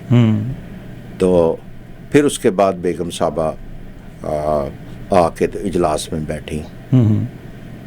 इमरान खान की बदकिस्मती ये है कि या PTI पूरी की भी, देखें सियासत में ठीक है मुखालफत भी होती है। एक वक्त ऐसा था कि मैं ANP का बहुत बड़ा पाकिस्तान का दुश्मन भी समझता था और मुखालफ भी समझता था। मैं समझता था कि हयात शेरपाओ के कत्ल में उनका हाथ है और सैयद कमर अब्बास को मरवाने में उनका हाथ है, लेकिन जब आप पॉलिटिकल प्रोसेस में जब आते हैं, जब दूसरे की स्ट्रगल देखते हैं, तो सियासत में मुखालफ को तस्लीम करना, उसका एहतराम करना, वो बहुत ज़रूरी होता है। इस पूरी तहरीक में अगर PTI अकेले लड़ाई लड़ रही है तो उसकी अपनी वजूहात हैं कि इमरान खान ने किसी की ज़ात को बख्शा नहीं। मतलब मौलाना फजल रहमान और हमारे नज़रियात नहीं मिलते, लेकिन आप देख लें कि मैं मौलाना फजल रहमान की आज भी दिल से इज़्ज़त इसलिए करता हूँ कि माजी में जब MRD बनी तो ये लोग JUI के उस वक्त ये 4-5 साल जेल में रहा है। हम तो समझते हैं ना कि ये हर हुकूमत में शामिल होता है, इनकी बड़ी स्ट्रगल है। इस तरीके से जितनी भी पाकिस्तान में उस वक्त 9 जमातें थी, सबको वो साथ लेके चले और MRD की तहरीक की कामयाबी की वजह भी ये थी कि गो के सबसे बड़ी कुव्वत पाकिस्तान पीपल्स पार्टी थी, लेकिन वो सबको साथ लेके चली। लेकिन नवाबजादा नसरुल्लाह खान जैसा बंदा भी था जिसकी सीट एक ही होती थी, लेकिन वो बंदा सबको जोड़ के रखता था। हाँ, आज शायद नवाबजादा नसरुल्लाह खान की हमें कमी महसूस हो रही है। नहीं बिल्कुल, मतलब उसमें एक MRD बनाने में भी उसका सबसे बड़ा रोल, बल्कि पाकिस्तान में जितने इत्तेहाद बने हैं इसीलिए उसको बाबा जमहूरियत कहा जाता था। बिल्कुल। तो बात ये कि इन्होंने किसी के साथ बना के, ठीक है सियासत में जब इलेक्शन लड़ता है तकरीरें भी होती हैं, बिल्कुल, मुखालफत भी होती है, लेकिन एक तरफ ये तो बड़ा आसान होता है कि PDM की सब पार्टियां एक तरफ हैं और इमरान खान है, तो इन्होंने भी कोशिश नहीं की कि किसी के साथ मिल बैठ के मुस्तकबिल की कोई प्लानिंग की जाए या कम से कम चलो साथ लेके चला जाए। पता एक टाइम था, आपको पता है कि जब ये PTI इलेक्शन जीती है तो मेरे दोस्त अमेरिका में सोहेल चीमा साहब, मैं उनसे फ़ोन पे लगा हुआ था, तो मुझे कहने लगे कि भाई क्या ख्याल है। मैंने कहा अगर ये अक्लमंद हो ना, क्योंकि मैं सख्त ख़िलाफ़ हूँ कि PTI और पीपल्स पार्टी का अलायंस नहीं होना चाहिए, लेकिन ये चूचू का मरबा इकट्ठा करने से बेहतर है कि इमरान खान पीपल्स पार्टी के साथ गवर्नमेंट बनाने की, जब आसफ जरदारी जैसा बंदा उसके पीछे होगा, पीपल्स पार्टी एक स्ट्रांग अपना वो रखती है 50-60 सीटें, तो किसी की ब्लैकमेल होने की ज़रूरत नहीं होगी। इन्होंने इधर से पकड़ा उधर से पकड़ा, कुछ जहांगीर तरीन ने इकट्ठे करके लोग दिए, तो इस तरीके से इन्होंने गवर्नमेंट बनाई।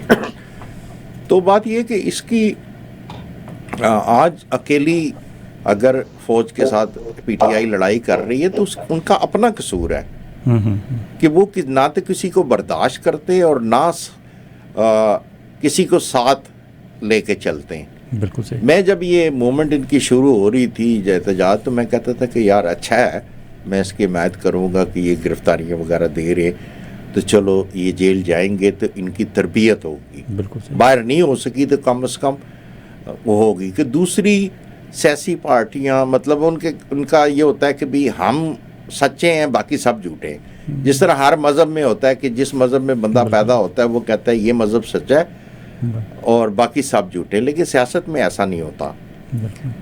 तो इनमें इनका अपना कसूर है।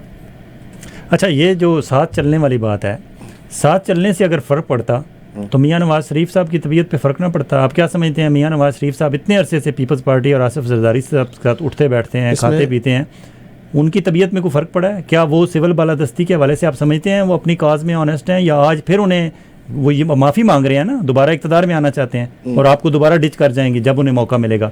आज GHQ मियां नवाज शरीफ साहब से हाथ मिलाए, मियां साहब वहाँ से जहाज़ टिकट पकड़ेंगे, भागते आ जाएंगे पाकिस्तान में और आप देखते रह जाएंगे। क्या आपने लर्न किया है उससे कि ये लर्न कर जाते अगर ये जेल में चले जाते? तो लर्न तो हमारे यहाँ कोई भी नहीं करता। नहीं, देखें नवाज शरीफ ने ज़हर है मार तो उससे भी पड़ी है, जिस तरह ये कह रहे हैं कि मतलब ज़्यादतियाँ हो रही हैं, लोग घरों में घुस के, तो ये कह रहे हैं या आप देख रहे हैं? आप तो सोशल मीडिया से देख रहे हैं ना, आप टीवी, आप ये भी सेम टीवी देख रहे हैं। गवाही डाल रहा हूँ ना। अच्छा, आप गवाही डाल रहे हैं, ठीक है। तो उस तरीके से नवाज शरीफ के साथ जब मुशर्रफ के ज़माने में अरेस्ट किया गया, मतलब जिस तरीके से फ़ौज ने उसको जलील किया, तो उसके अंदर एक गुस्सा तो है फ़ौज के बारे में। बेशक ठीक है वक्ती तौर पे ये उसको लेके चलते हैं, लेकिन उसमें देख लेना कि जब 18वीं तरमीम का मसला आया तो नवाज शरीफ ने साथ दिया ना। बिल्कुल। आज मतलब 18वीं तरमीम मैं समझता हूँ कि बहुत बड़ा तोहफा था आसिफ अली जरदारी वो बात पीछे हो गई। कमर जावेद बाजवा की एक्सटेंशन की बात आई तो ख्वाजा आसिफ को लंदन बुलाया उन्होंने, और ख्वाजा आसिफ ने वापस आके पार्टी को सिर्फ इतना कहा कि मियाँ साहब ने कहा है वोट देना है। कोई एक्सप्लेनेशन नहीं थी उनके पास कि मियाँ साहब ने क्यों कहा है।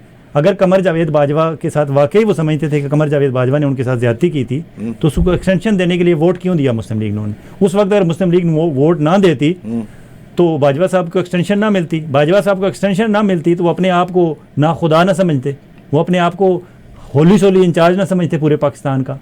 जी हाँ, इसमें एक जो बात ये कह रहे हैं कि पाकिस्तान तहरीक इंसाफ जो है वो दूसरी पार्टियों को साथ लेकर नहीं चलती। आप अगर तारीख़ में पीछे ज़रा झांक के देखें तो जो इन दो पार्टियों ने, स्पेशली पीपल्स पार्टी और नून लीग ने एक दूसरे के साथ जिस लेवल पे जाके जो है वो तूफ़ान बदतमीज़ी खड़ा किया हुआ था। और दूसरा एक चीज़ देखें कि जी जब भी एक पार्टी की हुकूमत आई तो दूसरे ने उसके अंदर फारवर्ड ब्लॉक बनाए, उसके मैंडेट को तस्लीम नहीं किया। वहाँ पे जो है वो दूसरी सिंध के अंदर जो है वो नकबजनियाँ की गई, जब पीपल्स पार्टी का मैंडेट था उनको नहीं दिया गया। फेडरल के अंदर पेट्रियाट बनाए गए, वहाँ पे नहीं दिया गया। कई दफ़ा ये चीज़ें होती रही। जब तहरीक इंसाफ की गवर्नमेंट आई तो क्या था? पेट्रियाट के इन्होंने बनाया, पिंडी वालों ने बनाया ना, जिसने भी बनाया, लेकिन बने तो सही ना। मैं तो बात कर रहा हूँ कि जी होता क्या रहा है। उसमें स्पेस क्रिएट करने की बात है तो बात तो नज़रिए की है। अगर पाकिस्तान तहरीक इंसाफ का नज़रिया है कि आपने जमहूरियत को मजबूत करना है, तो क्या इन्होंने जमहूरियत के अंदर जो है पीपल्स पार्टी का सिंध के अंदर जब मैंडेट था, जब हमारी गवर्नमेंट थी, तो क्या वो एक्सेप्ट किया गया या नहीं किया गया? किया गया। और हर उस मीटिंग के अंदर, हर चीज़ के अंदर पीपल्स पार्टी को शामिल रखा गया। दूसरी चीज़ ये है कि आप एक नज़रियाती तौर पे आप कहते हैं कि जी हमारा, चूँकि नारा यही था कि जी हमने इंसाफ की बालादस्ती कायम करनी है और अक्रॉस द बोर्ड नए केसेस जो है, अगर कोई बता दे कि पाकिस्तान तहरीक इंसाफ के दौर में कितने नए केसेस रजिस्टर्ड हुए, जो आपने एक दूसरे के खिलाफ केसेस रजिस्टर्ड किए हुए थे, वही केसेस आगे चल रहे थे। आज आप इल्ज़ाम तो लगाते हैं तहरीक इंसाफ के ऊपर, लेकिन वो केसेस तो सारे आप दोनों के दौर के बने हुए थे जो आगे चल रहे थे।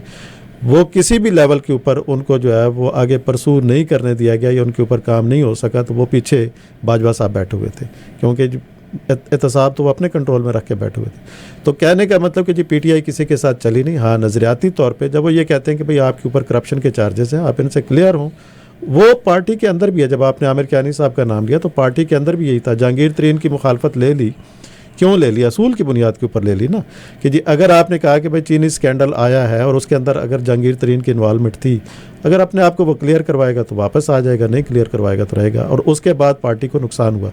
तो इमरान खान की सिर्फ एक ही वन लाइनर जो चीज़ थी वो यही थी कि हमने इंसाफ के ऊपर खड़े रहना है, उससे चाहे गवर्नमेंट जाती है, हमने ब्लैकमेल नहीं होना। और इवेंचुअली वही हुआ। आज भी क्या चीज़ है, तीन किस्म के खौफ जो है वो तरबियत के तौर पे जब कहते हैं तो कुरान पाक के अंदर भी क्या है कि इंसान के पास तीन किस्म के खौफ हैं। एक उसको मौत का खौफ होगा, एक उसको रिस्क का खौफ होगा, एक उसको इज़्ज़त के चले जाने का खौफ होगा। और ये तीनों खौफ अल्लाह ने आपको कुरान पाक के अंदर ये कहा है। और इमरान खान बार बार अपनी स्पीचेस के अंदर ये कहते हैं कि इंसान जब अपने आप को इन तीन खौफ से आज़ाद कर लेता है तो फिर पॉलिटिक्स डिफरेंट है। फिर पॉलिटिक्स होगी इंसाफ की, फिर पॉलिटिक्स होगी कानून की। क्यों कि आपने सिरात मुस्तकीम के ऊपर चलना है। जब आप कहते हैं जी दूसरों के साथ ये हाथ मिला के नहीं चलते, तो वो सियासत दूसरी है। वो सियासत माल बनाने की सियासत है। इमरान खान की सियासत माल बनाने की सियासत नहीं है। जब आपने माल नहीं बनाना तो फिर आप किस चीज़ के लिए जाकर बैठ के कंप्रोमाइज़ करें, किस चीज़ के ऊपर बैठ के बात करें? अगर बात असूल की होनी है, बात अवाम की होनी है, तो फिर तो इलेक्शन है। इलेक्शन से आज सारी पार्टियाँ भाग रही हैं, इलेक्शन में वो जाना नहीं चाहते। जो मुतालबे आप बताएं कि जी बिलावल भुट्टो जब लेके गए थे अपना काम पे टांग रही हैं, और जो इनकलाब लेके गए थे वहाँ पे, तो उनका मुतालबा क्या था? इलेक्शन। फजल रहमान का मुतालबा क्या था? इलेक्शन। और अब जब इलेक्शन की बात होती है तो ये इलेक्शन से भाग रहे हैं। वो इलेक्शन इसलिए कराना चाहते थे कि इलेक्शन के नतीजे में वो हुकूमत लेना चाहते थे। हुकूमत उन्हें इलेक्शन कराए बगैर मिल गई, तो अब वो इलेक्शन की क्यों बात करें? आप भी इंतहाई सादा हैं। एक मिनट हमारे साथ स्काइप पे हैं साकिब कुरैशी साहब और अपना नईम रियाजत साहब। देखते हैं कौन भाई इस वक्त जो है जिनकी वॉइस क्वालिटी बेटर हो, उनसे बात कर लेते हैं। जी साकिब कुरैशी साहब, आप सुन सकते हैं हमें? जी, थैंक यू सो मच। आप बड़े सब्र से आप हमारी गुफ्तगू सुन रहे थे। इनकी इस गुफ्तगू के दौरान आपके जहन में कोई पॉइंट आया हो तो हम आपको कहेंगे कि आप पहले वो पॉइंट रेज करें जो आपके जहन में आया हो औरंगज़ेब ज़फ़र खान साहब और मसूद राय साहब की गुफ्तगू के दौरान। देखिए, दोनों भाई जो है काफ़ी एक्सपीरियंस रखते हैं और अच्छा बोलते हैं। हमारी ये वो है कि हम बहुत मुश्किल दौर से गुजर रहे हैं, टू बी वेरी ऑनेस्ट, कि जो लाकानूनियत का दौर है और जिस तरीके से गिरफ्तारियां हो रही हैं, हमने कोई कंपैरिजन में नहीं पढ़ना कि पहले क्या हुआ है या मार्शाल्लाह के टाइम पे क्या हुआ है। हमें ठीक है, पीटीआई कनाडा का क्या प्लान है? पीटीआई कनाडा क्या कर रही है? आपका एक मुजाहरा यहाँ पार्लियामेंट नईम रियाजत साहब लेके गए हैं, ऑटवा में पार्लियामेंट हाउस के सामने इन्होंने किया। यहाँ स्क्वायर 1 में मसूद राजा साहब, अकबर वड़ाइज साहब और इनके जितने यहाँ पीटीआई टोरंटो में जो इनके दोस्त थे, उन सब ने स्क्वायर 1 पे बहुत बड़ा मुजाहरा किया। आपने कैलगरी में मुजाहरा किया। आप मजीद इससे आगे क्या कर रही है पीटीआई कनाडा, वो ज़रा बता दें हमारे व्यूअर्स को एंड लिसनर्स को। देखिए, अभी जो हमने रीजन वाइज जितने भी प्रेसिडेंट्स हैं वो सारे अपनी तरफ से प्लान कर रहे हैं और देख रहे हैं कि हम नेक्स्ट जो मोमेंटम है, जो भी हमारी एक्टिविटीज़ हैं, हमने खामोश तो ज़ाहिर बात है नहीं बैठना और हम आवाज़ उठाएंगे ह्यूमन राइट्स पे और जो स्पेशली जस्टिस के खिलाफ और जो जिस तरह से गिरफ्तारियां हो रही हैं, बच्चों को गोलियां मारी जा रही हैं, तो इसके लिए हम खामोश किसी सूरत नहीं बैठ सकते। और हमारा जो आगे बीसी आप बोल के बीसी ने भी हमने रैलीज निकाली हैं और हर रीजन इवन सेंट जॉन में भी हमने न्यू ब्रांसविक में, तो ये हर जगह पे सिर्फ कनाडा में नहीं पूरे वर्ल्ड में ये लोग खुद निकले हैं, हमने नहीं निकाले। टू बी वेरी ऑनेस्ट, जो फर्स्ट कॉल हमने दी है और जिस तरह से लोग निकले हैं और ऐसे लोग निकले हैं कि वो यूजुअली लाइक मेंबर्स भी नहीं हैं पीटीआई के, लेकिन कौम का दर्द रखने वाले हैं, पाकिस्तान के लिए तड़प रखते हैं, तो वो देखते हैं कि नाइंसाफी हो रही है तो वो हमारे साथ हैं। हमने आगे जितने भी प्लान किए हैं इंशाल्लाह आपके साथ शेयर करेंगे। और जो सिटी हॉल के सामने हमने एक्चुअली सिनेरियो चेंज होता जाता है तो उसके हिसाब से हमने प्लानिंग करनी है। जितनी भी रीजन्स हैं उनमें हम रैलीज भी निकालेंगे, उनमें हम और हम पुरअमन पहले डे फर्स्ट से हम यही वो कर रहे हैं। आपको पता है कि साकिब रियाज कुरैशी साहब यहाँ पीटीआई वालों को बताते चलें, यहाँ आप पुरअमन ही कर सकते हैं, ये कनाडा है, ये पाकिस्तान नहीं है। और नईम रियाजत साहब से पूछते हैं, नईम रियाजत साहब आपका कॉर्नवॉल एंड मॉन्ट्रियल, ऑटवा, आप उस रीजन में क्या आपकी प्लानिंग है, क्या कर रहे हैं? क्योंकि इमरान खान के गिर्द तो घेरा तंग से तंग तर होता चला जा रहा है, आपकी क्या प्लानिंग है? जी प्लानिंग वही है मसलन शाहद भाई कि जो पहले प्रोटेस्ट कर रहे हैं वही है, आगे भी इंशाल्लाह हम इमरान साहब के साथ तब तक हम दुआई दे रहे हैं कि हमें इंसाफ मिल जाए। और सबसे बड़ी यही है कि इलेक्शन हो जाए तो सारे मसले हल हो जाएंगे। तो इलेक्शन तक ही सारा कुछ मैस हो रहा है, तो अगर हो रही हैं या तशद्दुद मसलन हमारे लीडर आजाद पे, तो इंशाल्लाह हम अपनी क़यादत के साथ खड़े हैं, हमेशा खड़े रहेंगे जब तक ये हमें इंसाफ नहीं मिलता। बिल्कुल सही है। औरंगज़ेब ज़फ़र खान साहब, मेरा मसला ये है, मैं चाहता हूँ कि हम ओवरसीज़ पाकिस्तानी जो हैं, चाहे हमारा ताल्लुक मीडिया से है, चाहे पॉलिटिकल पार्टी से है, चाहे हम शहरी हैं, चाहे हम किसी NGO से हैं, किसी हवाले से भी हैं, हमारी सोच वो पाकिस्तान में बैठे हुए लोगों की सोच नहीं होनी चाहिए। हमारी थोड़ी सी मुख्तलिफ ज़रूर उनसे होनी चाहिए, टिट फॉर टैट। और वहाँ जैसे को तैसा कि इधर से मुस्लिम लीग नून वाले बात करते हैं, उधर से पीपल्स पार्टी वाले जवाब देते हैं, PTI वाले देते हैं, रवायती एक दूसरे के साथ टसलबाजी। मैं चाहता हूँ उससे आगे कोई बात करें हम लोग। यहाँ से हमारा प्रोग्राम जो पाकिस्तान में भी देखने वाले हैं उन्हें ये फ़ील हो डिफरेंस कि ये ओवरसीज़ पाकिस्तानी थोड़ी सी डिफरेंट लोग हैं, ये थोड़ी सा मुख्तलिफ सोचते हैं। मैं ये सोच रहा हूँ कि जिस तरह अभी नईम रियाजत साहब ने कहा कि जी बस मुजाहरा करना है और इलेक्शन कराना है, मसूद राय साहब कहते हैं इलेक्शन कराना है, इलेक्शन कराना है, इलेक्शन कराना है, ये इलेक्शन की तरफ भागते हैं क्योंकि इन्हें नज़र आता है इलेक्शन में हमें हुकूमत मिल जाएगी। आप कल तक इलेक्शन, जिस तरह इन्होंने कहा कि बिलावल भुट्टो साहब वो इस्लामाबाद में जो मुजाहरा लेके आए थे, सिंध से लेके आए थे काफ़िला, उनका मुतालबा एक था इलेक्शन कराओ। मौलाना फजल रहमान साहब ने जो धरना 2019 में दिया था, एक मुतालबा था इलेक्शन कराओ, क्योंकि उन्हें नज़र आ रहा था इलेक्शन के नतीजे में हुकूमत में आ जाएंगे। हमारी सियासी जमातें पाकिस्तान की और हमारे लीडरान ये हुकूमत के चक्कर से कब निकलेंगे? ये हुकूमत तनख्वाहें तो कल सामने आ गई हैं। तनख्वाह तो सबसे ज़्यादा चीफ जस्टिस ऑफ पाकिस्तान की है 15 लाख रुपया, और सदर पाकिस्तान की 8 लाख है, वज़ीर आज़म की कोई 2.5-3 लाख है, और MNA की 1,88,000। तनख्वाहें तो इनकी ये 2-2, 3-3 लाख हैं। तो ये तनख्वाहों के लिए तो इतनी एफर्ट नहीं होती, ये तो अपना जाहो जलाल दिखाने के लिए, अपने तुम तराक दिखाने के लिए, अपनी शान व शौकत और अपनी बड़ाई बयान करने के लिए, या फिर कुर्सी पे बैठ के हाथ में छड़ी पकड़ के उस तरह के जुल्म करने के लिए अपने मुखालिफिन पे, जो राना सनाउल्लाह कर रहे हैं या मोहसिन नकवी कर रहे हैं या आमिर मीर कर रहे हैं या और लोग जो करते हैं, जो हुकूमत में आने के बाद ज़्यादतियाँ करते हैं, चाहे वो PTI के हों, पीपल्स पार्टी के हों या मुस्लिम लीग नून के हों। हम इस रवायती चक्कर से कब निकलेंगे? कब हम उसूलों की बात करेंगे? कब हम नज़रिए की बात करेंगे? कब हम उस तरफ जाएंगे? या सिर्फ हमने कुर्सियों के चक्कर में ही लड़ते रहना है? क्योंकि हमारा इस सारी कुर्सी के चक्कर में जो नुकसान हो रहा है उस पर किसी की नज़र ही नहीं है। नहीं, अभी तो फ़िलहाल जो पाकिस्तान में ड्रामा चल रहा है, मैं समझता हूँ कि भी ये सारा जो दौर है गुज़र जाएगा तो उसके बाद लोगों की सोच में तब्दीली आएगी कि भी मतलब जहाँ तक आर्मी की मुदाखलत या फ़ौज की, मतलब जो आज ये बात कर रहे हैं, हम तो शुरू से करते आए हैं। मतलब पीपल्स पार्टी ने तो 1 नहीं 2 नहीं 3 मार्शाल्लाह देखे हैं और हमने भुगते हैं। बल्कि हमारी भुट्टो साहब से लेके बेनज़ीर से लेके मुर्तज़ा भुट्टो, मतलब उसके पीछे फ़ौज ही मारने वाली थी। तो बात ये कि हमारी तो सोच शुरू से पॉजिटिव रही है ओवरसीज़ में रहने वाले की। बल्कि ये जो ओवरसीज़ तंजीमें हैं, ये जब मार्शल लॉ लगा था उस ज़माने में, जब लोग बाहर निकले थे, बल्कि उस ज़माने में 99% जो सियासी पनाह होती थी वो होती पीपल्स पार्टी के नाम पे थी, क्योंकि जेलें भरी हुई थी, आसान होता था कि भी जान को ख़तरा है और लोग करते थे। तो ओवरसीज़ तंजीमें उस ज़माने में, तो चूँकि पीपल्स पार्टी सिर्फ ओवरसीज़ में बनी हुई थी तंजीमें, यहाँ पे जिस तरह हमारे लियाकत बड़ाई साहब हैं या जंजुआ शौब हैं, ये उस ज़माने के चला रहे हैं तंजीमें। तो उस ज़माने में तो सिर्फ मार्शल लॉ के ख़िलाफ़ मुज़ाहरे होते थे, जुलूस होते थे। लेकिन ये कि उसके बाद यहाँ पे मुस्लिम लीग की तंजीमें बनना शुरू हुई, फिर PTI की बनने शुरू हुई हैं।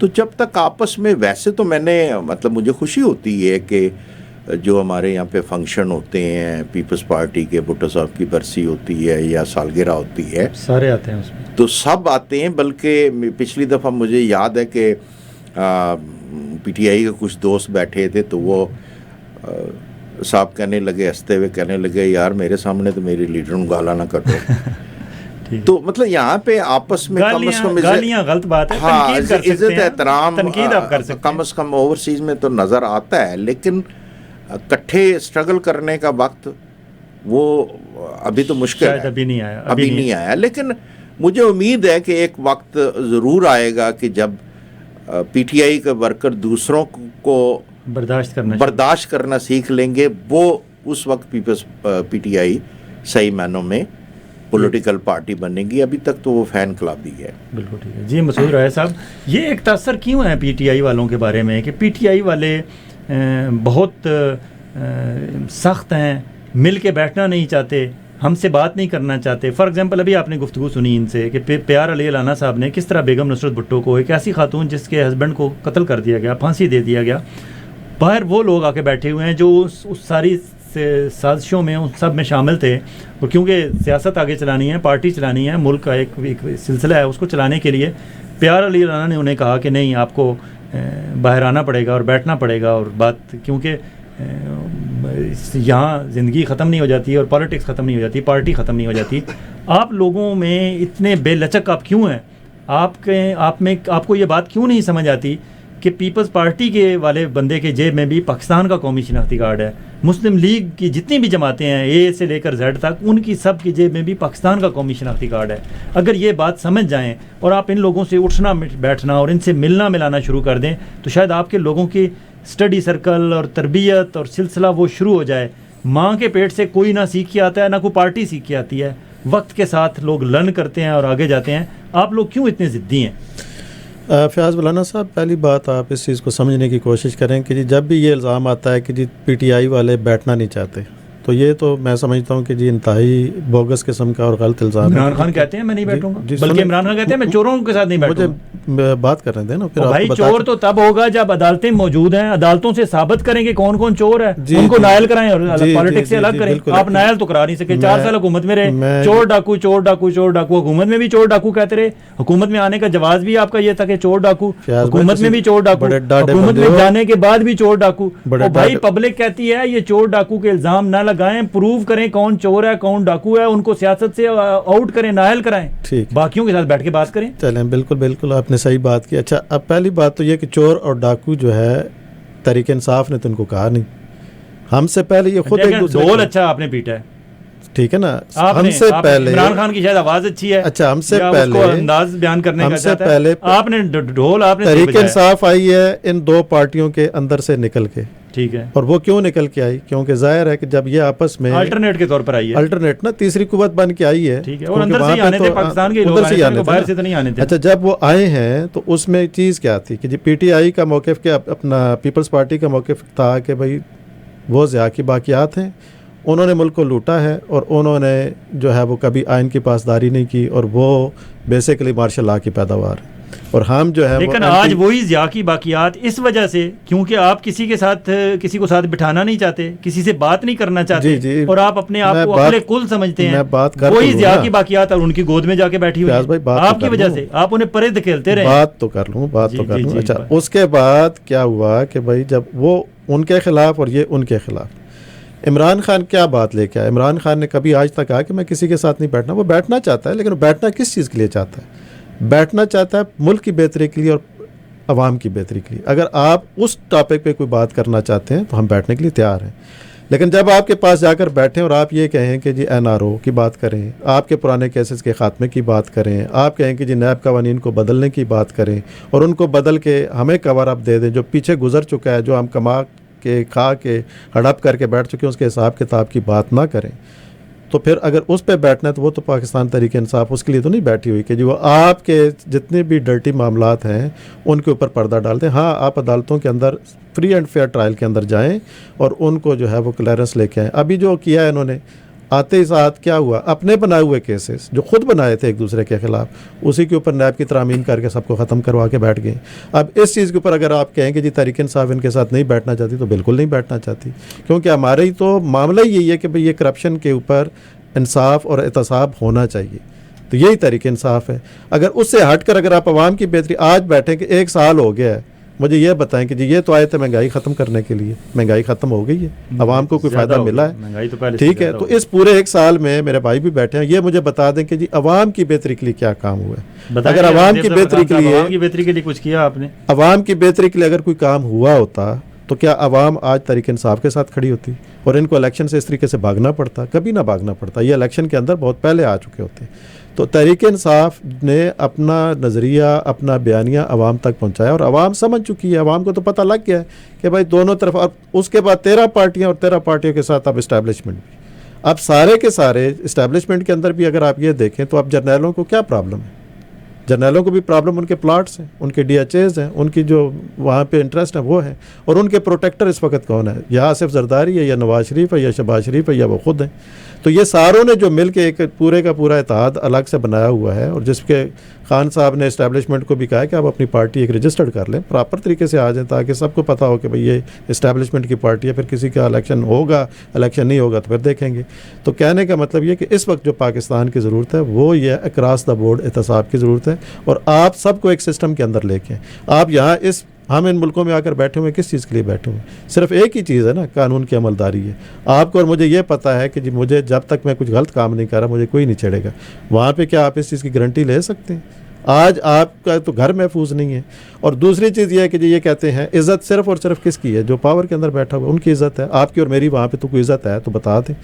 पुलिस वाला अगर मुझे वहाँ पे सरेआम थप्पड़ मार दे, गाली निकाले, तो मैं तो उसका कुछ बिगाड़ नहीं सकता, क्योंकि मुझे पता है कि जी सिस्टम मेरे साथ नहीं खड़ा होता, सिस्टम हमेशा ताकतवर के साथ खड़ा होता है। तो आज जो बैठने की बात है तो वो ये है कि सिस्टम के अंदर ये तब्दीली लाने की जहाँ कानून के नीचे सारे बराबर हो जाएं। ये पाकिस्तान तहरीक इंसाफ की स्ट्रगल है, और इसके ऊपर तो कोई भी बैठना चाहे तो हम बात करने के लिए तैयार हैं। लेकिन अगर आप कहें कि जी उसी सिस्टम को मजबूत करें जिसमें जो है वो जागीरदार मजबूत हो, सरमायादार मजबूत हो, इस्टेब्लिशमेंट मजबूत हो, तो वो सिस्टम के ऊपर इमरान खान की तो सारी स्ट्रगल ही इस चीज़ के पीछे है। जी, औरंगज़ेब ज़फ़र खान साहब, इनका ख्याल ये है कि इनकी पार्टी में कोई करप्शन नहीं है, इनकी पार्टी में किसी ने कुछ गलत नहीं किया।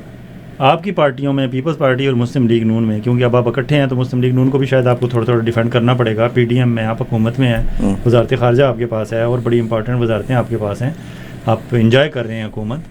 तो आप लोग जो है वो ठीक नहीं थे, ये ठीक थे, लेकिन 4 साल में ये प्रूव नहीं कर सके कि आप गलत थे। आप क्या समझते हैं?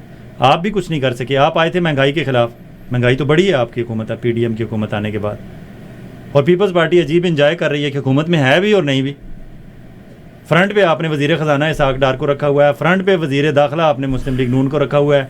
आप जो है वज़ारत ख़ारजा इंटरनेशनल पोस्टर, अपना इंटरनेशनल एक्सपोजर ले रहे हैं भुट्टो साहब, बिलावल भुट्टो साहब, और वो अपना एक रिज्यूमे हैवी कर रहे हैं। पूरी दुनिया के ऐसे ऐसे मुल्कों में विज़िट कर चुके हैं जिन मुल्कों का नाम भी नहीं हमें पता था। तो क्या कर रहे हैं? मुस्तकबिल के प्राइम मिनिस्टर हैं, इसलिए तो प्राइम मिनिस्टर, पब्लिक में भी कोई वोट होगा तो प्राइम मिनिस्टर बनेंगे ना। अमेरिका से तो वोट नहीं डालने लोगों ने, डालना वोट मिलेगा। कैसे मिलेगा? अभी तक के सर्वे जो आ रहे हैं, इमरान खान ने आज भी सर्वे में वहाँ शीट दिखाई है उसने टेलीविज़न पे, आखिरी जो खिताब उन्होंने कहा है कि शायद ये मेरा आखिरी खिताब हो, उसमें उन्होंने कहा है कि ये 70% पे मैं बैठा हूँ, बाकी कोई 20 पे है, कोई 25 पे है, कोई 15 पे है। तो अभी ग्राफ तो सारा इमरान के हक में है, और उसी ग्राफ से डरते हुए आर्मी भी इमरान के खिलाफ हुई है और आप सारे लोग भी खिलाफ हुए हैं। ये अभी जो कुछ हुआ है पाकिस्तान में, उसके बाद आप समझते हैं कि भी ग्राफ उसका 70% होगा? नहीं, 9 मई वाला वाक़या। हाँ, अच्छा, चलें 9 मई वाले वाक़े पे आ जाते हैं। इमरान खान ने उसमें ऑफ़र किया है कि जुडिशल कमीशन बनाएं। आप लोग जुडिशल कमीशन बनाने की तरफ क्यों नहीं जाते? आप लोग क्यों पंजाब की केयर टेकर गवर्नमेंट, वो केयर टेकर गवर्नमेंट जो इस वक्त कानूनी आइनी तौर पर केयर टेकर गवर्नमेंट रह ही नहीं सकती, 90 दिन के बाद उसे होना ही नहीं चाहिए था। आप कहते हैं क्योंकि मोहसिन नकवी साहब कभी डैडी कहते थे आसिफ जरदारी साहब को, आप पता नहीं कहते हैं या नहीं, लेकिन वो मुंह बोले बेटे थे उनके, तो जी वो हमें कबूल है। मुस्लिम लीग नून भी कहती है कि हमें मोहसिन नकवी साहब कबूल है, उनका एहतसाब कबूल है, और इस्लामाबाद में जो एहतसाब राना सनाउल्लाह साहब करेंगे वो कबूल है। आप जुडिशल कमीशन की तरफ क्यों नहीं जाते? इमरान खान ने कहा जुडिशल कमीशन बनाएं, जिन लोगों पर इल्ज़ाम है ट्रायल करें, लोगों के बयान लें, अगर वो बंदा कहता है, प्रूव होता है कि हाँ वाकई उसे किसी पीटीआई की लीडरशिप से और लीडरशिप में से भी अगर किसी ने XYZ किसी ने ऑर्डर दिया था तो उसको भी टिकटिकी पे चढ़ा दें। अभी तो इन्वेस्टिगेशन हो रही है ना, वो सारी वीडियो, लेकिन जुडिशल कमीशन की एक बेहतर होगी या जो अभी हो रही है वो CTD और स्पेशल ब्रांच और वो जो हो रही है खुफिया तौर पर हो रही है वो ठीक है? अभी जो कुछ इदारे काम कर रहे हैं, करने वाले खुद ही कर रहे हैं। उनको ये उस इन्वेस्टिगेशन से मुतमिन नहीं है। ये कहते हैं जिस तरह इमरान खान ने कहा है ना कि जुडिशल कमीशन बनाएं और वो तहकीकात करे, आप उसको सपोर्ट करते हैं जुडिशल कमीशन के इन्वेस्टिगेशन? कोई हर्ज नहीं है, कोई हर्ज नहीं है, लेकिन आप फोर्स नहीं करते। उसके ऊपर सबसे बड़ी लीगल आवाज़ पीपल्स पार्टी की आवाज़ है। एतजाज़ एहसन ने यही कहा है कि भाई आप इसकी इंडिपेंडेंट इन्वेस्टिगेशन करवाएं, और बज़ाहिर आप चीज़ों को जो देखें तो आपको फेस वैल्यू पे चीज़ें नज़र क्या आ रही हैं, तो उसमें तो चीज़ नज़र सामने ये आ रही है कि जी उसके अंदर आपका IG, उसके अंदर आपकी जो है वो निगरान सेटअप, ये सारे के सारे लोग तो शामिल हैं। हाँ, लाहौर कोर कमांडर के घर तक पहुंचते से पहले कैंट में 3 ब्रिजेज आते हैं रास्ते में। अगर वो 3 ब्रिज बंद कर देते, आप यहाँ देखें, यहाँ जो होता है जिस तरह हाईवेज़ पे बंद कर देते हैं हाईवेज़, तो कोई बंदा ना आ सकता है ना जा सकता है। पाकिस्तान में भी इसी तरह आप अगर 3 ब्रिज बंद कर देते तो कोई वहाँ लोग नहीं जा सकते थे।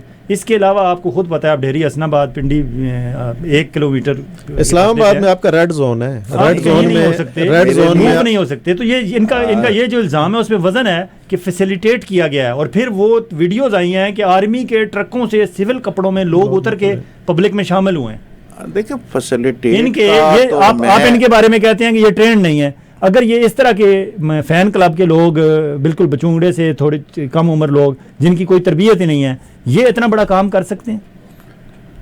आपको शक नहीं पड़ता कि एजेंसीज वाकई एजेंसीज के लोगों ने किया होगा? नहीं, एजेंसीज के लोग तो नहीं होते, लेकिन जिस तरीके से आपने देखा है कि लूट मार आप देख रहे थे, तो उसमें आम लोग भी शामिल हो जाते हैं, ऐसा नहीं होता। मतलब बाज़ दफ़ा होता है, मैं आपको मज़े की बात सुनाऊं कि दूसरे लोग जो उनसे वो फ़ायदा उठाते हैं, पॉलिटिकल लोग भी। बाज़ दफ़ा मुझे याद है कि 80 की दहाई में शिया कन्वेंशन था लाल क्वार्टर में इस्लामाबाद में, तो बहुत बड़ा कन्वेंशन था, मैं खुद जाता रहा वहाँ पे। 1 लाख से ज़्यादा लोग उस ज़माने में, 80 में 1 लाख बड़ी तादाद होती है कन्वेंशन, वो जो ज़कात शकात का उनका वो सिलसिला था। तो इन्होंने लॉन्ग मार्च का ऐलान किया, तो हमारे प्रेसिडेंट थे सरदार सलीम साहब, तो उन्होंने कहा कि भी आपने जो है ना इसका फ़ायदा उठाना है, और कल जब लॉन्ग मार्च निकलेगा तो पार्टी कारकुन उसके साथ मार्च करेंगे, और मतलब कोशिश करेंगे कि भी गवर्नमेंट का इनका क्लैश हो जाए। वही हुआ।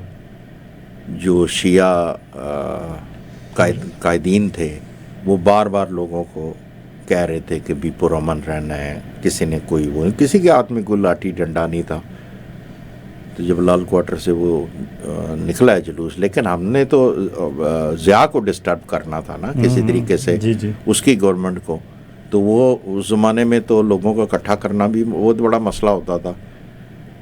तो वो हमने पुलिस वाले देखे, उन पर पथराव शुरू कर दिया। पुलिस वाले भी बेवकूफ़ होते हैं, बजाय उसके कि भी उन्होंने सोचे समझे कि भी यहाँ पे देखा होगा कई दफ़ा आपने इनके PTI के मुजाहरों में कि फ़ौज पे भी पथराव करते हैं, पुलिस पे, तो वो सिर्फ अपना पीछे हट जाते हैं दिमाग, क्योंकि उनको पीछे से आर्डर होता है कि भी अगर आप भी लाठी चार्ज करेंगे तो बात बढ़ेगी। तो जब हमने पुलिस पे पथराव किया, पीछे से आवाज़ें भी आई है कि भी ना पत्थर मारो पुलिस वालों को। वो पुलिस वाले भी ज़ाहिर होता है कि इस्लामाबाद में अगर मुजाहरा है तो वो पंजाब से कहीं से मंगवाए जाते हैं, तो वो पथराव शुरू हुआ उस तरफ से, तो पुलिस ने लाठी चार्ज शुरू किया, तो उसके बाद फिर शेलिंग शुरू हो गई, तो हम चुप करके घर आ गए। तो लोग फ़ायदा उठाते हैं, लेकिन हमने तो पॉलिटिकल फ़ायदा उठाने की बात की थी ना, तो यहाँ पे आम लोग भी शामिल होते हैं, लेकिन जो वीडियो सामने आई हैं तो उसमें तो पीटीआई के कायदीन और वर्कर वो सारा कुछ है, लेकिन मतलब ट्रकों से, लेकिन फौजी ट्रकों से और पुलिस के ट्रकों से वीडियो तो सामने आई, उसके अंदर सिविल कपड़ों में लोग उतरे हैं ना। आप ये देखें कि जी डॉक्टर यास्मीन राशिद रोक रही हैं वहाँ पे हैं, और इमरान खान की बहनें, अगर आपने वो वीडियो देखी है जिसके अंदर उन्होंने ये कहा है कि ये मुल्क हमारा है, ये प्रॉपर्टियाँ हमारी हैं, इनको कोई डैमेज ना करे। पीटीआई के वर्कर ये बातें कर रहे हैं, तो फिर वो कौन लोग थे जो अंदर गए? तो गले में तो कोई भी पीटीआई का झंडा डाल के तो नहीं, बहुत सारे लोग भी ये कर सकते। फ़ोन भी तो टेप हुए हैं इनकी लीडरशिप के कि भी वो बातें हो रही है कि वहाँ पे ये करना है, वो करना है, वो भी डीप फेक टेक्नोलॉजी और पता नहीं आजकल क्या। टेलीफोन को तो आजकल माना नहीं जा रहा डीप फेक टेक्नोलॉजी। बहुत शुक्रिया जनाब औरंगज़ेब ज़फ़र खान साहब, मसूद राजा साहब, साकिब रियाज कुरैशी साहब, पीटीआई कनाडा के प्रेसिडेंट हैं, और चौधरी नईम रियाजत साहब। आप लोगों ने, जिस तरह मेरी कोशिश ये थी कि पीपल्स पार्टी और पीटीआई के लोगों को, मुस्लिम लीग नून के पीर अदनान बोदला साहब को भी मैंने कोशिश की, यहाँ कनाडा में मुस्लिम लीग नून के कायदीन में से हैं, कि वो भी आ जाते तो अच्छी बात थी। इसलिए हमने मुस्लिम लीग नून पे उस हवाले से तनकीद भी नहीं की, हमने सिर्फ पीपल्स पार्टी और पीटीआई को डिस्कस किया कि ये वो लोग हैं कि जिनको पाकिस्तान में जमहूरियत के हवाले से, जमहूरी आज़ादियों, शख्सी आज़ादियों, बुनियादी इंसानी हुकूक के हवाले से इनको एक एज हासिल है कि इनको कहा जाता है कि वाकई पाकिस्तान पीपल्स पार्टी ने हर दौर में इस सिलसिले में बात की है, आवाज़ उठाई है और आगे बढ़ के काम किया। आज अगर इमरान खान के गिरद घेरा तंग हुआ है तो ये ज़मान पार्क के गिरद घेरा तंग नहीं है, ये पाकिस्तान में रहने वाले हर उस शहरी के गिरद घेरा तंग है जो पाकिस्तान में बुनियादी इंसानी शख्सी आज़ादियों की बात करता है।